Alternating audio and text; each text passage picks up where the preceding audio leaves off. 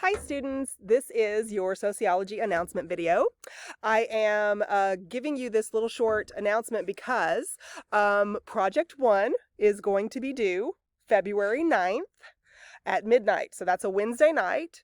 It should be on the Blackboard calendar, but if it's not, please put it in your phone right now so it reminds you periodically between now and February 9th that it's due soon. Now you can see it in Blackboard course content right now. It has its own folder, Project 1, and it has some instructions that tell you specifically that you don't have all the information that you need yet to ace it.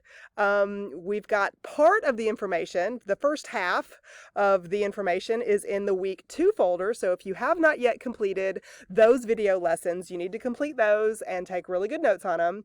But specifically the first 3 lesson videos in the week 3 folder are the content that you need to consider and use to ace Project 1. Now, I need to make sure that I emphasize something for you in this announcement video. There are 3 theoretical perspectives that we are covering in the first 3 videos in this week's folder. However, your textbook lists 4 theoretical perspectives. There are predominantly 4 theoretical perspectives. Postmodernism is the one that we are not going to focus on for the purpose of this class. It's a little bit more complicated, and it's actually not used as much anymore as it used to be. It's still out there, so please don't say that it's gone altogether. It's certainly something that we need to consider in the future, but for the purpose of this stage of the class, we're going to talk about 3 theoretical perspectives, even though your textbook lists 4 predominant ones. And also, I need to make sure that you understand that 2 of the theoretical perspectives are macroscale, and 1 of the theoretical perspectives that we're going to look at is microscale.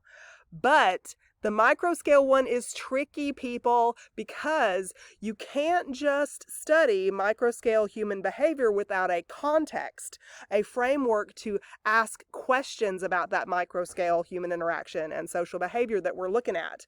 So if symbolic interactionism, the third of the 3 perspectives that we're looking for, or that we're studying this week, if you get to that perspective and it sounds like you like it the best because Project 1 asks you to choose which one of the 3 you like the best, that's fine, but I want you to know, are you looking at me when I'm talking to you? I want you to know that if you like symbolic interactionism better than functionalism, better than conflict theory, you have almost twice the work to do in order to apply conflict theory correctly, because you still have to understand structure and framework of society on the macro scale and understand which one of the 2 macro scale theories, functionalism or conflict theory, you like the best, because that's where you're going to frame your questions that you formulate to apply to those micro scale situations that you examine and write about and collect data about when you apply